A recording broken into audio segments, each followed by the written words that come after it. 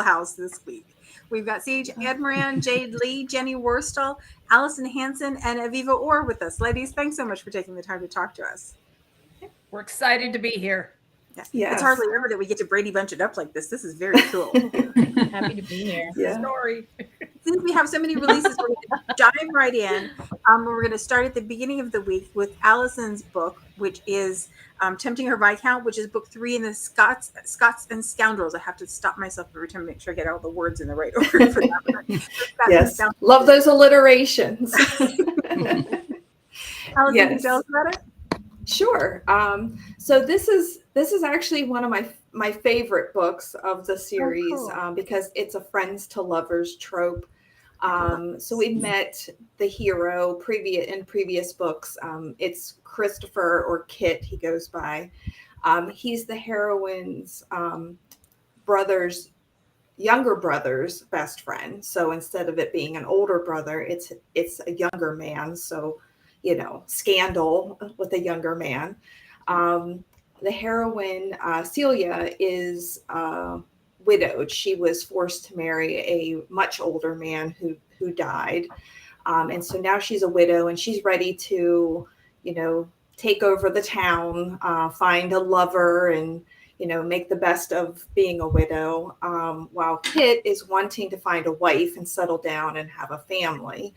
And they accidentally meet up for it at a masquerade. And they don't know who the other one is. And some things happen at that ball. And they end up together. And then they do find out who the other person is. And obviously they want two different things, as you want your hero and heroine to do. Before they find their, happily ever after. So. Awesome. Can you tell us a little bit about how it fits in with the rest of the series? Sure. So the heroes in each of the series, or in each of the stories, they're friends who went to school at Harriot's in Edinburgh when they were younger. So they are Scots. They have a little bit of a brogue, the fun brogue. So they grew up together, and now they're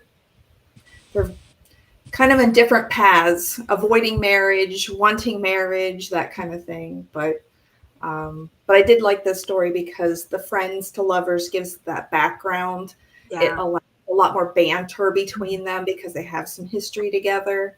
And then, you can feel how it turns from friends to being more, that kind of thing. It's always fun. Yeah, it's one of my favorite tropes. I love that you get like a little bit more intimacy than you do, right away, because they have the history together. But I also love this, like the stakes are just huge. We were talking about it this past weekend with some friends because somebody's going to have to say, somebody's gonna have to say I want change more. That. Yeah, change the relationship. Yeah, and it's either going to be everything they've ever wanted, or they're going to lose the thing that they've valued so much up to this point. And it's just like the stakes are so incredibly high without a villain or any kind of debauchery or anything connected to it. Awesome. Yeah. Awesome. Yeah. Well, it sounds like just a huge amount of fun. So, is that the last one in the series? It is. Yes. Very cool. I'm working on the next series now. So the next book that launches this week is Viva's book, and I'm going to have to look at my notes to make sure I say it right, because this is a long title. It's The Lion and the Rose of Mayfair. Can you tell us a little bit about that one? It's a Lion's Den book, obviously. It actually came out yesterday, which was really fun. And it's my first Lion's Den novella. So I really enjoyed that because, I have read some of the previous books, and I love the series. So I was really excited to be part of the series. It's so much fun to write for. And this book is, it's about two feuding families. Well, it's not the whole families that are feuding, just the fathers. So you have these two men that used to be friends long ago, and they've had a feud going on for like 25 years. But the one has moved to India because it was in the military. And then he returns to London, and the book starts. It's about the one's got a daughter, she is the Rose of Mayfair. She is very much sought after. She's had many proposals, but she's waiting for her true love. So she's rejected a whole bunch of suitors. And her father's very indulgent. He's not one of those fathers that's trying to force her to marry. It's his only daughter, and she adores her father. And, her parents have this beautiful marriage, and she's always wanted to have that same kind of the example they've set for her. So she's waiting. But she's very kind of disillusioned. She's entering her third season, and she's just thinking, she's had all these empty marriage proposals, and she's just not looking forward to it. Well, in the meantime, her father's nemesis comes back. He has a son who's nothing like his father. The father's kind of hot-tempered. He's a military man. He's got this, and he starts up this feud with his friend again. The two of them have got this old feud. Now, the catch is the two mothers are not feuding. They've stayed friends over the years. They've kind of been writing to each other in secret and stuff.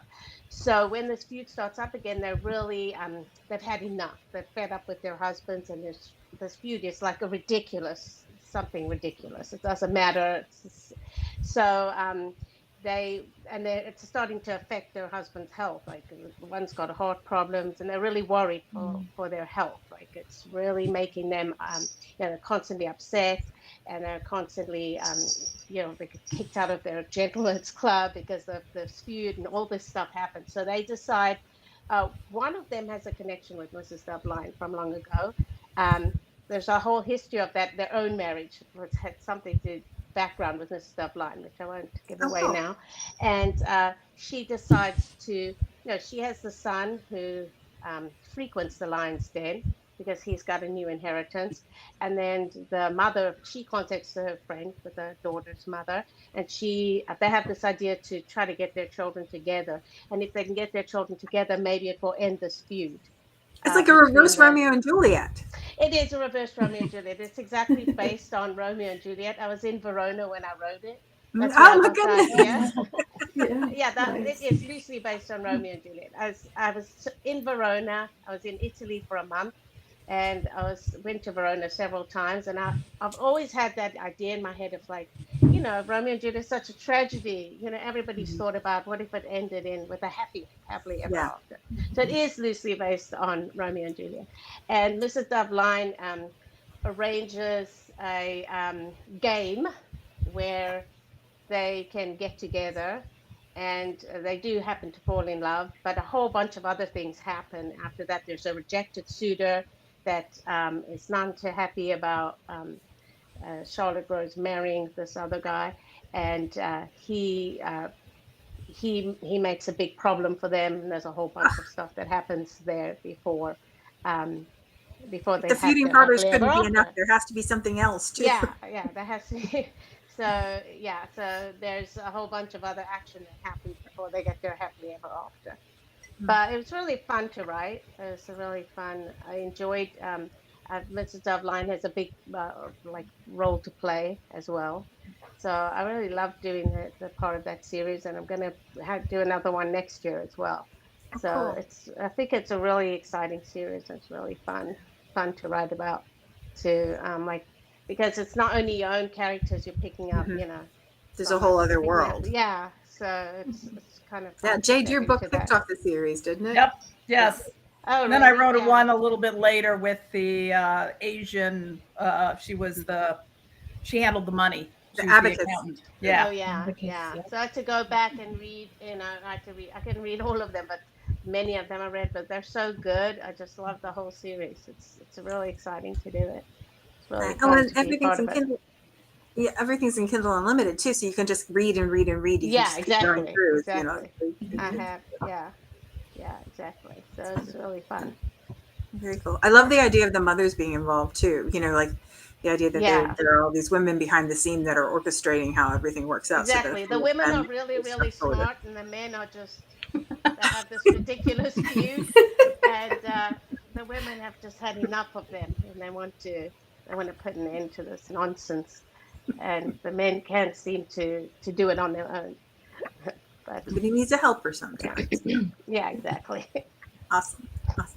Well, the next book that came out this week is CH's book, and it's The Duke's Mercenary, and it's book 9 in the never-ending Duke's Guard series.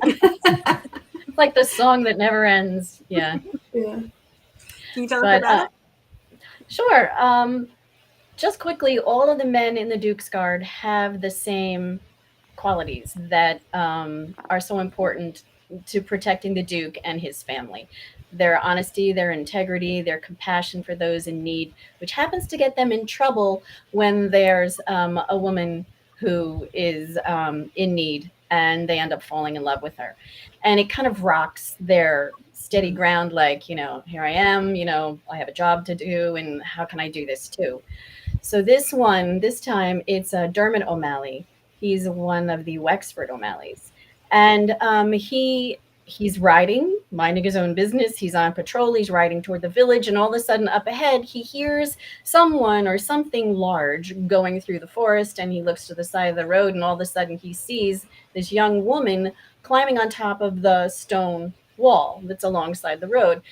And she tosses her bag over, her arms are out to the side. He's like, holy, you know what? He knows what she's about to do. And he's like, don't wait. And then, okay, insert one of my favorite Irish Celtic swear words there. That's what he says. But I'm not allowed to say that here, so I'm not going to say that here, but keep that in your mind. And he's racing toward her. It's already too late because she's already hit the ground. And he picks her up. She injured her head. She's bleeding. He takes her back to Lippincott Manor, and she wakes up and she doesn't know who she is. She doesn't know where she is. She doesn't know. It's an amnesia book. I've never written about a hero or heroine that, well, I've had them where they lose their mind, but not that they don't know who they are, like with the amnesia. So I like to put myself in my characters' places, like walk the mile in their shoes. And I tried to envision what it would be like. I mean, I've had a couple of concussions, and let me tell you, when your vision narrows, and it's bad. So with that in mind, she wakes up and she sees him. And instantly, I mean, he's very intensely looking at her. And when she's looking at him, he's just like, you're safe. You have nothing to worry about. I will protect you. And the way my goodness. Her, Oh my goodness. I could trust this guy. I'm not sure about that guy over there who looks a little squirrely, but she knows she can trust him. And so that starts the bond for them together. And he's like going back to when he was a kid. He's like, found her, keeping her. And his cousins are all like, oh my God, you can't do that. She's not like a kitten that fell in the stream 20 years ago. And he's just like, yeah. But anyway, so of course, trouble is following her because the reason she's on the run is, but doesn't remember, is that her father gambled away their house, her dowry, and her hand in marriage to a very, very evil Viscount. Yes, Viscount Trenchard. I even named him after the haunted house that was up the street when I was a kid. So, for me, I mean, he's really evil because that house, my friends used to come out with their hands hidden. And I was really little, and I used to think they had their hands cut off when they went in the haunted house. They were really mean kids. That's so mean. Oh yeah, he's 5. They're 10 and laughing when they go with their hand. I'm like, yeah, I ran home crying that time too. But anyway, so basically, long story short, that's. Oh, and he's in shock when her memory comes back because she really comes into her own as a personality. And he's like, this is not who I thought this was. And then he realizes she's feisty and she doesn't like to be told what to do. And he's like, wow, she reminds me of me ma. So anyway, that's it. That's all I wrote down. Sorry. I love a good amnesia story because I think one of the cool things about romance is that idea of the characters seeing each other for who they actually are. And when you do amnesia, you strip away everything except the core of who the person is because they lose all the, everything. All the stuff that you put on as a personality. It's yeah. And the whole thing with this series too, the idea of the men who have the single-minded purpose, this thing they have to do, this honorable job they have to do, except there's now this other thing that they want to do too. It's perfect. Awesome. So the next book that comes and hard to balance. And there are still many more Duke's Guards coming, so we will have lots of this then to look forward to. Mm-hmm. But the next book that came out this week is Jenny Worstall's book, and it's her Dragonblade debut. and it is Lost and Found. It's book 1 in the Hearts of Bath series. So we were very excited about this one. Jenny, can you tell us about it? Well, in Lost and Found, like Allison's, it's actually a friends to lovers story. But in my case, the friends have become separated because Captain Henry Templeton, after the Battle of Waterloo, was missing, presumed dead, and the battle was in June. But the story starts in December that year. And December before he was presumed missing. After he was missing. Oh, after. Okay, so Yeah. he's been gone for. Yes, he's been gone for 6 months. He's missing, presumed dead. And before he went to battle, he was too scared. He lacked the confidence to declare himself to his childhood sweetheart, Kitty. So the story starts in December. He's been missing for 6 months, presumed dead. And Kitty is in Bath, going to the library, trying to come to terms with the fact that she's lost the person she now realizes, the one man that she was going to love. And then suddenly from an alleyway, he just appears in disguise, pulls her down the alleyway, and she's totally shocked. And he starts telling her this story of what happened on the battlefield, how he was unconscious. He felt someone pulling at his teeth with pliers. And we learn that this is that awful practice that they had in those times of stealing the teeth after a battle. And they used to make them into Waterloo tooth, if you know about that. They used to make sets of false teeth from the fallen of both sides in the battle, and they called them Waterloo teeth.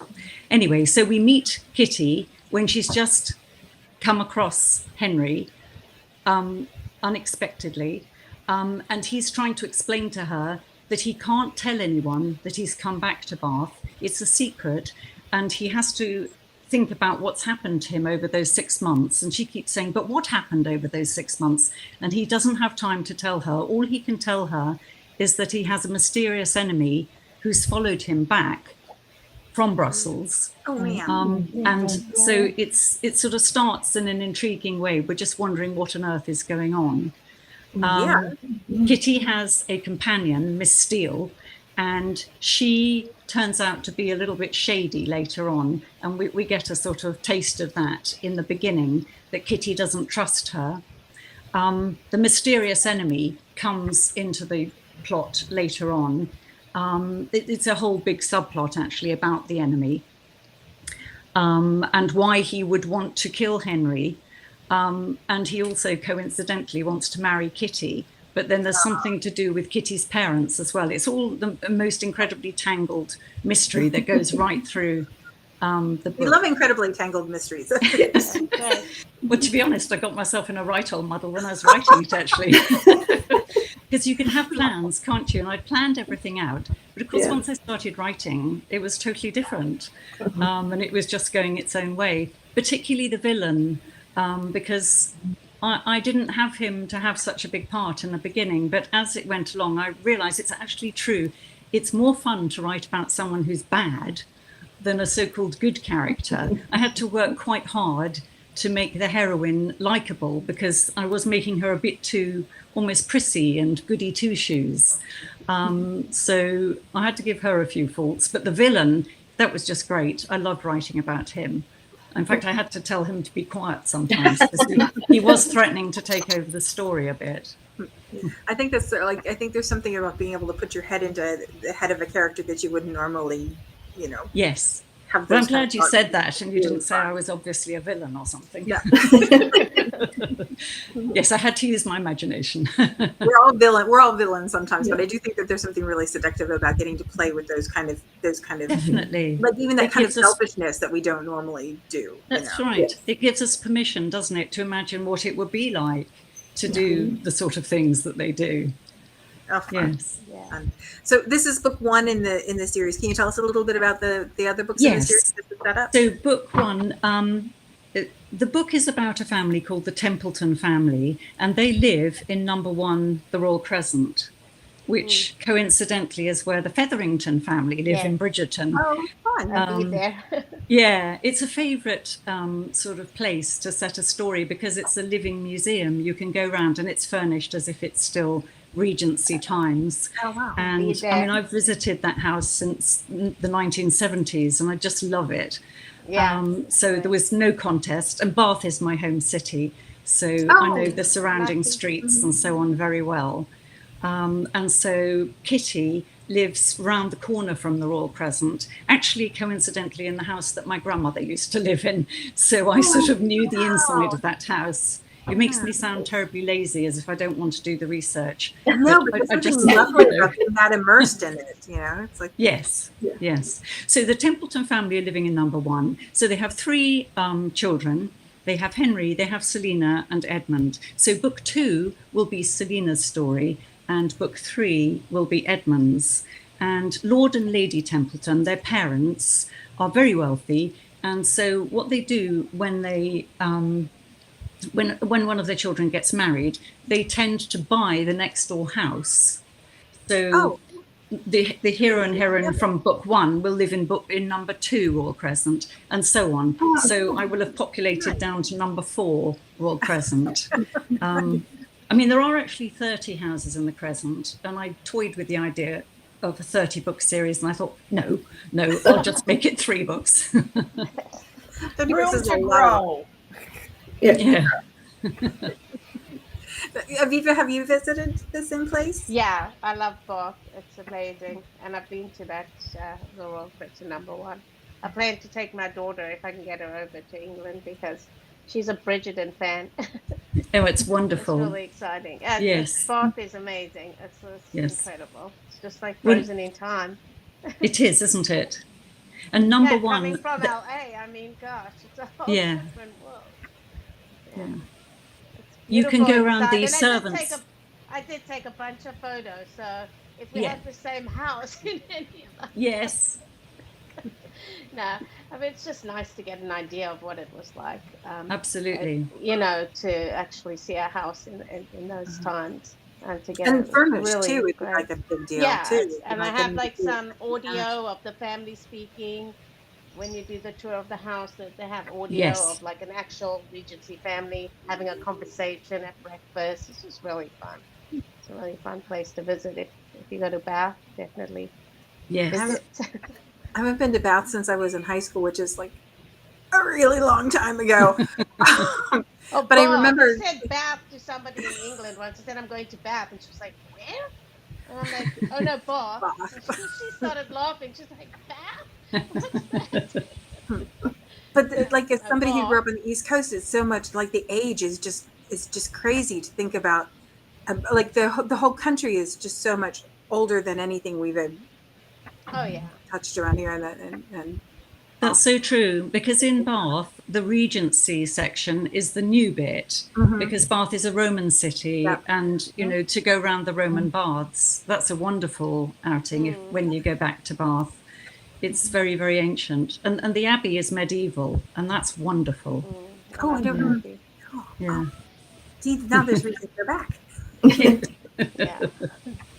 So since we're talking, we only have a few minutes left, but since we're talking about settings and research and things, are there places that you've been or things that you've done that have influenced the way you write your story? We didn't do Jade. Yeah. Stop me now. I have notes. Honest to goodness, I have notes. It's okay. I mean, I know, and I'm so excited about this one because honest to goodness, the cover came across my desk, and I just kept we did it all in teams. We went back and forth and went, "This is so beautiful. Have you seen this? This is so beautiful. This is like." So Jade's book comes out this week, which Saturday, definitely not least. And it's Vixen, and it's the first book in the Forbidden Pleasure series. And can you tell us about your book? So, see if this sounds familiar. In 1851, the Emperor of China, he was like 18 years old. He was coming out of mourning, and so a call went out to all the eligible ladies of the land to come to the Feast of Fertility.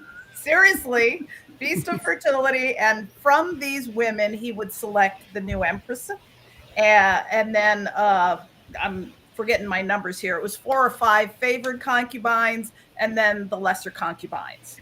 So this series, the first book, Vixen, is the woman who is absolutely placed to become the next empress. Her father works in the imperial court. She is primed, but she still has to compete. Well, it occurs to her, she asks her father, how am I supposed to stand out? And he's like, oh, your virtue and all your beauty will do you, but everyone, and there were hundreds of women who came to compete. She's like, all of them are going to be. Well, so it occurs to her that the emperor, yes, he's sort of a deity, but he's also a man. So perhaps she ought to know how to seduce a man. And who could she learn from but the hot new next door neighbor? Oh, yay! Scholar boy. Oh, yay! And the Westerners don't realize how important the imperial exam was. If you passed the imperial exam and less than 1% of people who tried did, then you would get a government position that would not only set you up for life, but also your children. So this was a really big deal. Yeah. Vixen came out of a story from my own family where one of my mom always called them my uncle or my cousin or whatever. Sure, it was back in the 1800s, but that didn't matter.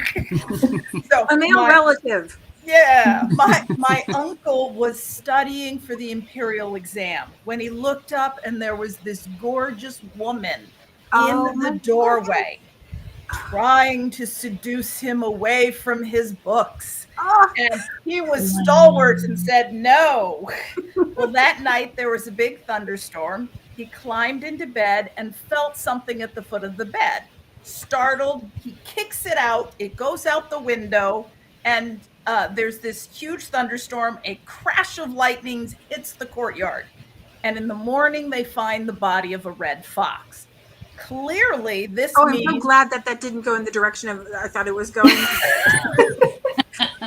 He was telling this to me when I was little. Okay, so the fox. Okay, sad for the fox, but okay. It's sad for the fox, but the family declared this was a fox spirit come to tempt my uncle away from his glorious destiny, because it's very important to study all the time.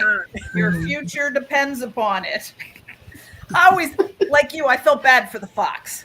But so, my uncle did go on to have a nice imperial career. So he passed the exam? He passed the exam. He was in the imperial court. Really yes. Cool. Yes, it is.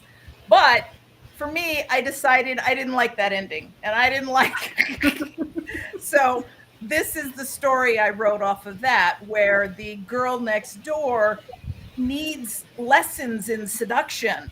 And what's a poor scholar to do? Please say she rocks his world. Please say she rocks his world. She rocks his world. But this is absolutely a forbidden love. Because if either of them are caught, at best, he will be killed and she will be shamed. If they're caught. More likely they would both be killed. So, if you are destined, because now you clearly know how to seduce guys, if you are destined to become empress, would you give that up to marry the scholar next door who may or may not have a future? But turns out true love triumphs.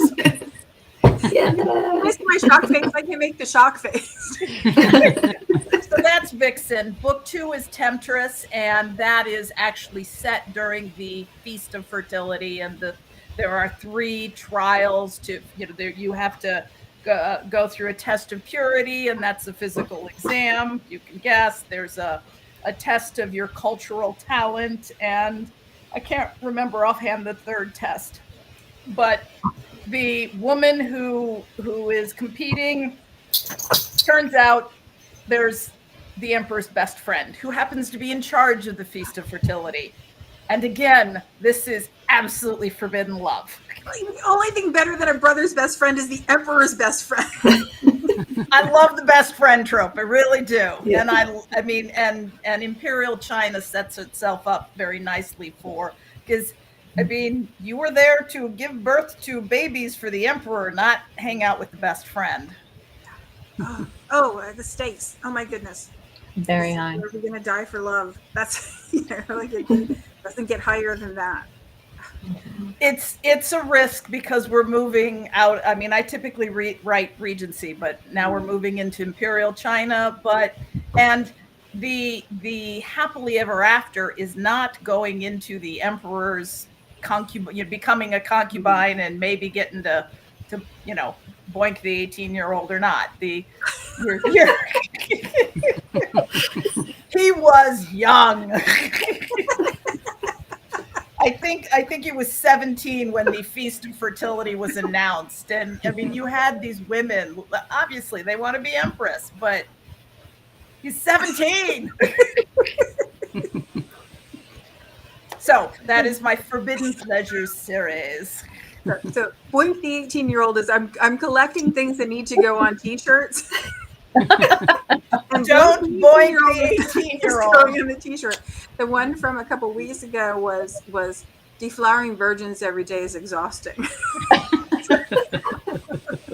I'm going to like start a merch store with interesting things that authors have said. But Boink the 18-year-old is. Well, ladies, it was a delight to talk to you. We could do this over and over and over again. I really appreciate it. And I appreciate you taking the time out. I'm so excited, especially for the 2 new series. We've got Jenny's new series and Jade's new series, and the ongoing series. So really excited about that. So I'm going to tell you the same thing that I say every week because it's true every week, which is that Dragonblade books are the best deal on pre-order and release. But if you don't get them on pre-order, because they cost less than cheap coffee. Like you can't even get truck stop coffee for what they cost on pre-order and release. So you just do it. Like don't wait, just do it. But if you don't happen to do it, then you can always read in Kindle. So. Ladies, thanks so much for taking the time to talk to us this week. I really do appreciate it.